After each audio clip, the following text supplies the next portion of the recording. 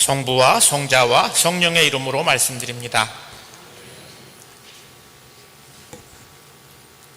뒤에 앉으신 분들이 잘 소리가 전달이 안 된다고 해서 오늘 제대 마이크를 사용해서 설교를 해보려고 합니다. 혹시 소리가 잘 안 들리던 분들은 조금 나아지는지 저희한테 나중에 피드백을 해주시면 감사하겠습니다. 오늘 복음 말씀은 우리가 너무 잘 아는 가나의 혼인잔치에서 예수님께서 물을 포도주로 변화시킨 기적의 이야기입니다. 제가 공연절 첫날 하느님께서 세상에 당신을 드러내신 공연절기 동안의 세 가지 사건들을 저희가 함께 묵상한다고 말씀드렸는데, 예수님을 찾아온 그 동방 박사들의 얘기, 다음에 주님의 세례 때 하늘이 열리고 성령이 비둘기 모양으로 내려오면서 하늘에서 이는 내 사랑하는 아들, 마음에 드는 아들이라 하는 그 소리로 당신을 우리에게 나타내 주신 하느님을 묵상했고, 오늘은 가나의 혼인잔치를 통해서 하느님께서 우리에게 나타나 주신 장면을 함께 묵상하고 돌아보게 됩니다. 오늘 저희들 이 앞에도 이 항아리가 있죠, 그죠? 항아리에 여기는 이제 빈 항아리가 아니라 꽃이 함께 놓여 있는데, 저희가 오늘 들은 복음 말씀 11절에 보면 이렇게 예수께서는 첫 번째 기적을 갈릴리아 지방 가나에서 행하시어 당신의 영광을 드러내셨다, 이렇게 하느님께서 당신의 영광을 이 기적을 통해서 우리에게 나타내 보이셨다, 이렇게 말씀하고 있습니다. 누가복음에서는 예수님께서 이 세상에 오셔서 하신 첫 번째 공생의 시작이 회당에서 이사야서를 펴서 읽으신 다음에 내가 읽은 이 모든 이야기들이 오늘 이 자리에서 이루어졌다 하신 그 첫 번째 설교로 우리에게 증언하고 있다면, 요한은 예수님께서 공생애를 시작하면서 하신 첫 번째 사역은 가나의 혼인잔치에서 물을 포도주로 바꾼 기적이라고 우리에게 증언하고 있습니다. 우리 성경에는 기적이라고 번역이 되어 있지만 헬라어 성경에는 이 기적이라는 표현이 세미온이라고 하는 말로 표현되고 있습니다. 이 세미온은 표징이라고 하는 뜻인데, 영어 성경에 보면 사인이라는 번역이 되어 있거나 또는 미러클러스 사인이라고 번역을 하고 있습니다. 표징, 사인은 어떤 뜻이냐면, 보이는 그 사인은 그것이 가리키고 있는 그 더 깊은 의미를 우리가 이해할 때 알 수 있게 되는 거잖아요, 그죠? 여러분들 서명도 사인이라고 그러는데, 그 사인은 그 안에 담고 있는 내용을 우리가 잘 이해해야지만 그 의미가 무엇인지를 이해할 수가 있게 됩니다. 오늘 요한은 하느님께서 당신을 나타내 보여주신 이 기적의 이야기가 하느님이 어떤 분이신지, 예수님이 우리에게 어떤 분이신지를 나타내 보여준 표징이라고 우리에게 말씀하고 있습니다. 오늘 이 이야기 바로 앞에는 어떤 이야기가 있냐면, 예수님이 나타나엘을 만나서 대화한 내용이 증언되고 있습니다. 빌립보가 나는 예수님을 만났는데 그분이 메시아인 것 같다, 이렇게 얘기하니까 나타나엘이 나자렛에서 무슨 선한 게 나올 수 있겠니, 이렇게 얘기하죠. 근데 예수님을 만난 나타나엘이 예수님을 만났을 때 예수님이 너는 참으로 이스라엘 사람이다, 이렇게 얘기하니까, 아니 예수님이 저를 언제 보셨다고? 그렇게 하면서 너가 무화과 나무 아래에 있는 것을 보았다, 이렇게 얘기하잖아요. 그랬더니 나타나엘이 놀라는데, 그 놀라는 나타나엘을 향해서 이제 내가 무화과 나무 아래에 있는 걸 보았다고 해서 놀라느냐? 너는 앞으로 더 큰 것을 보게 될 거다. 근데 더 큰 기적은 사람의 아들을 두고 천사들이 하늘과 땅을 오르락 내리락 하는 것을 보게 될 거다, 그렇게 이야기했죠.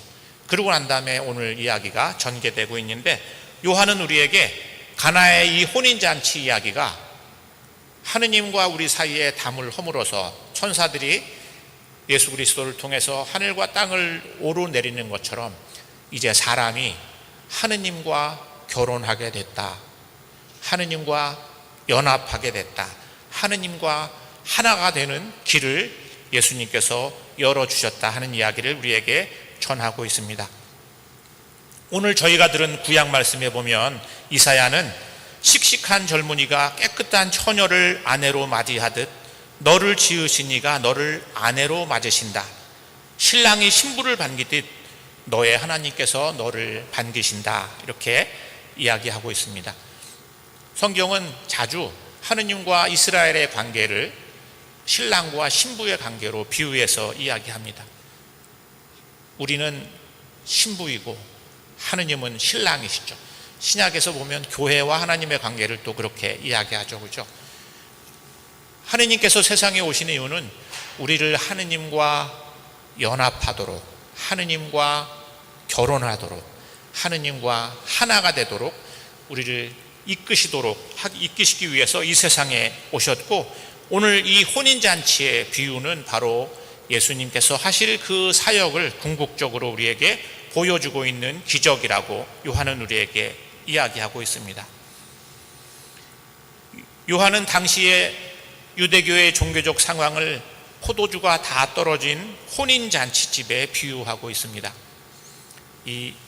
제가 9시 예배에서 얘기를 할 때 괜찮았는데 우리 대예배에서 이런 얘기를 해도 되는지 모르겠는데 우리 이대용 주교님이 예전에 강화교무구 총사제를 하실 때 저희들이 사순절을 지내고 이제 부활절을 다 끝나고 나면 신부님들이 좀 지치고 힘들고 그러니까 이렇게 파티 같은 걸 해요. 그래서 다 신부님들을 횟집에 불러 모아놓고서 잔치를 열었어요. 총사제 신부님이. 그런데 회가 다 나왔는데 이대용 주교님이 갑자기, 그때는 신부님이었죠, 오늘 술은 안 돼, 이렇게 얘기해요. 여러분들 웃는 분이 한 분도 안 계시네. 그 술을 드시는 분들은 회가 있는데 술이 없으면 그 자리가 고문이 됩니다. 왜냐하면 차라리 다른 걸 먹으면 괜찮은데 뭐 김치찌개를 먹거나, 근데 이렇게 뭐가 연상되는 게 나와 있는데 내가 연상되는 게 없으면 그 자리가 굉장히 힘든 자리가 되거든요. 근데 그날 우리 이대용 주교님이 이제 신부님들 술 먹으면 안 된다고 오늘은 공식적인 자리에서 술을 먹으면 안 됩니다. 그래서 횟집에 가서 술을 안 먹었다. 그 얘기가 두고두고 회자가 됐어요. 그러니까 아마 오늘 요한은 당시의 유대교, 당시의 이스라엘의 종교적인 상태가 어떤 상태냐면 꼭 있어야 되는 우리에게 생명을 주고 우리를 살리게, 우리를 신나게 하는, 우리를 흥연하게 만드는 알맹이가 빼 빠져 있는 그런 잔치집 같았다, 이렇게 이야기를 하고 있습니다. 요한은 그것을 빈 항아리, 물이 채워져 있어야 되는 그 빈 항아리가 마치 당시에 유대교의 종교적인 상황과 같았다, 이렇게 얘기합니다. 그 빈 항아리는 정결 예식에 사용되는 물을 담고 있는 항아리인데, 이 정결 예식에 물을 담고 있는 이 항아리를 요한은 당시의 율법에 비유하고 있습니다.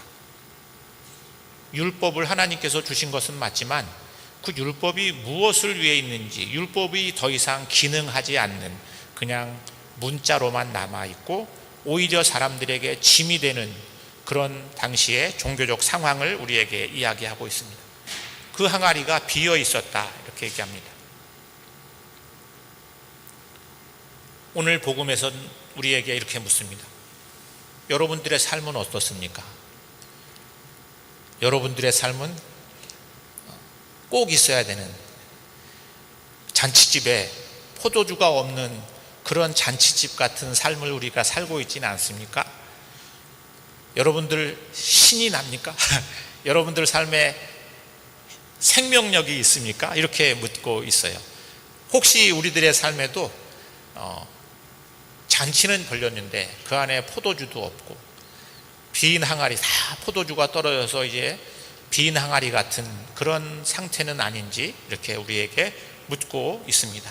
예수님이 이 세상에 오신 이유는 술이 다 떨어진 그 잔치집에 다시 생기를 주고 생명을 주고 기쁨을 주기 위해서, 우리를 다시 참 기쁨의 근원이신 하느님과 우리를 연결시키기 위해서 우리에게 오셨다, 이렇게 이야기하고 있습니다. 술이 다 떨어진 것을 가장 먼저 알아차린 사람은 어머니 마리아였습니다. 제가 언젠가도 말씀드렸지만 저희는 그 개신교에서는 너무 마리아를 이렇게 가치 평가를 안 해줘요. 마리아는 또 우리가 어떤 사람들은 보면 천주교는 또 마리아를 너무 공경하지 않나? 사람들이 그렇게 생각해. 근데 성서는 마리아는 예수님의 제자들보다도 훨씬 더 예수님이 어떤 분이신지를 가장 먼저 알아차리고 예수님이 어떤 사역을 하실지를 이해하시고 예수님의 마지막 사역까지 함께 나누신 어머니로 우리에게 기억합니다. 그래서 초기 교회에서는 예수를, 마리아를 으뜸 제자다 그렇게 얘기합니다. 12제자보다도 가장 뛰어난, 가장 훌륭한 으뜸 제자로 마리아를 공경해 왔습니다. 오늘 술이 떨어진 상황을 가장 먼저 알아차린 사람도 바로 어머니 마리아였습니다. 요한복음에는 이 마리아가 딱 2번 등장합니다.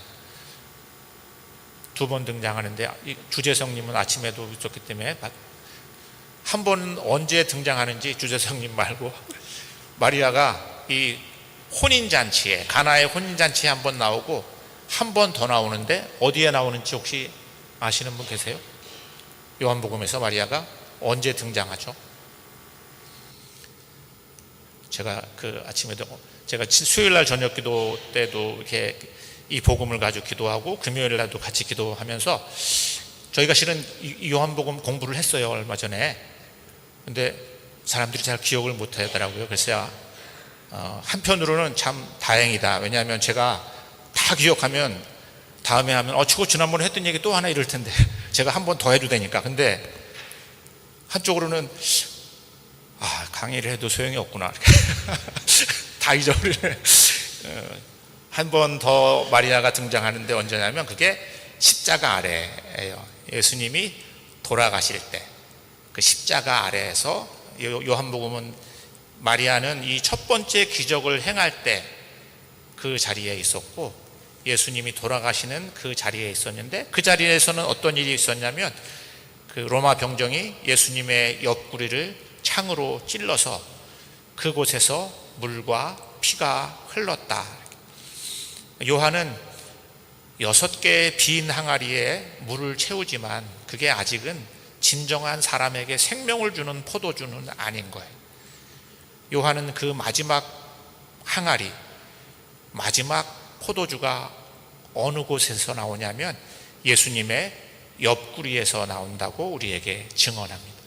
우리가 주일마다 나누는 그 성찬, 예수님의 살과 피, 우리가 성찬에 포도주를 하고 물을 섞는 이유는 그거예요. 그게 예수님의 마지막 항아리에서 나오는 우리에게 진정한 생명을 주고 참된 기쁨을 주고 하느님과 우리를 연결시키는 그 생명의 포도주는 바로 예수님의 옆구리다. 이렇게 요한은 우리에게 이야기합니다.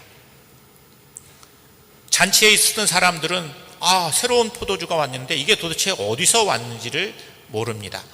그것은 아직도 예수님이 누군지를 모르는 유대인들의 그 무지라고 말하면 좀 그럴 것 같고, 그죠? 아직은 예수님이 어떤 분이신지를 모르고 있는 상태를 우리에게 전하고 있습니다.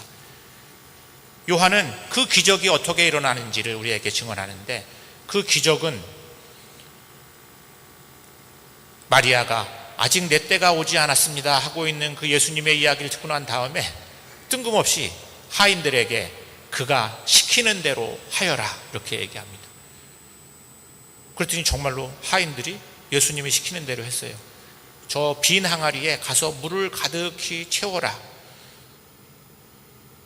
이제 정결 예식에 사용할 물이 다 떨어졌으니까 예수님이 그거를 채우라고 하는구나. 그게 실은 나중에 무슨 일이 일어날지는 몰랐지만 하늘 시키는 대로 했습니다. 그리고 가득히 채우고 난 다음에 이제 가서 그것을 퍼서 잔치 맡은 사람에게 나누어 주어라. 그랬더니 잔치 맡은 사람에게 나누어 줬어요. 그랬더니 갑자기 그 물이 포도주가 돼서 잔치에 있는 모든 사람이 이렇게 맛있는 포도주가 있다니 감탄하고 있습니다. 기적은 이렇게 예수님이 시키는 대로 해라 하는 말에 복종한 하인들을 통해서 일어나고 있습니다. 사도 바울로는 오늘 저희가 들은 서신에서 하느님께서는 우리 모든 사람에게 다 저마다의 은사를 주셨다. 그 은사는 하느님께서 우리에게 주신 은사란, 그걸 만약에 그 은사대로 우리가 살면 우리는 하느님과 하나가 될 뿐만 아니라 우리를 통해서 하느님의 일을 하실 거다, 이렇게 우리에게 이야기하고 있습니다. 저희들은 이제 소명이라는 것, 그러니까 사람들은 소명은 우리가 세상에 그렇게 살도록 부름받은 사명을 얘기해요. 그걸 살아야지만 우리는 나를 사는 거고, 그걸 살아야지만 우리는 행복할 수 있어요. 그걸 우리는 소명이라고 그러는데, 그 소명은 어디서 오냐면 우리 마음 깊은 곳에서 있는 지성소, 하느님이 내주하시는 자리, 하느님께서 그곳에서 우리에게 말씀하시는 자리, 우리는 그곳을 지성소라고 하잖아요. 우리가 그곳에서 들려오는 소리를 듣고 그 소리에 응답할 때 우리는 우리의 소명을 살게 되고 우리의 참다운 자신을 살게 되고 우리가 가진 은사를 통해서 하느님의 일을 하게 됩니다. 그래서 토마스 켈리라고 하는 사람은 그래서 그것을 뭐라고 그러냐면 거룩한 순종, 거룩한 순종.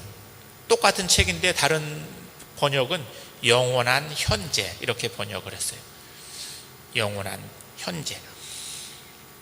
시키는 대로 하여라 하는 말씀은 그냥 강제로 하라는 얘기가 아니라 우리들 마음 깊은 곳에서 들려오는 하느님의 소리에 따라서 살아라. 그러면 하느님이 그곳에 함께 하시고 우리는 하느님과 연결될 뿐만 아니라 우리는 하느님을 살게 된다. 그럴 때 우리 안에 참된 기쁨이 있게 되고 넘치게 될 거다, 이렇게 말씀하고 있습니다.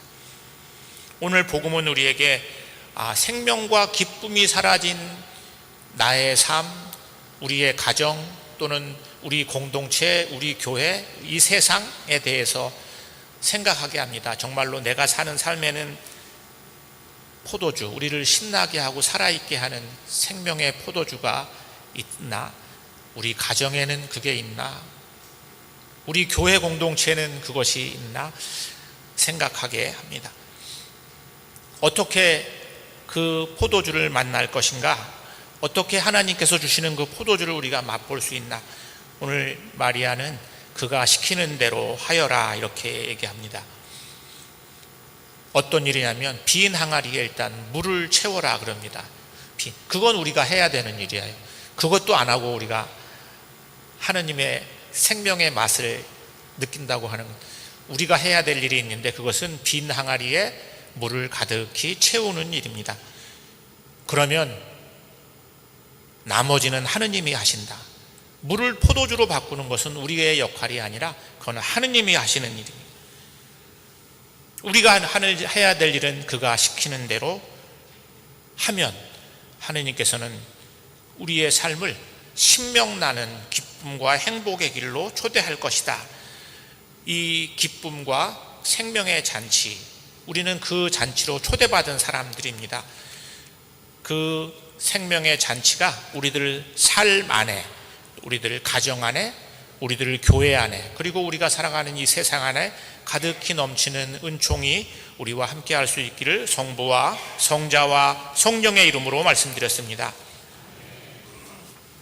니케아 신경으로 우리의 신앙을 고백합시다. 우리는 믿나이다. 한 분이시며 전능하신 하느님 아버지,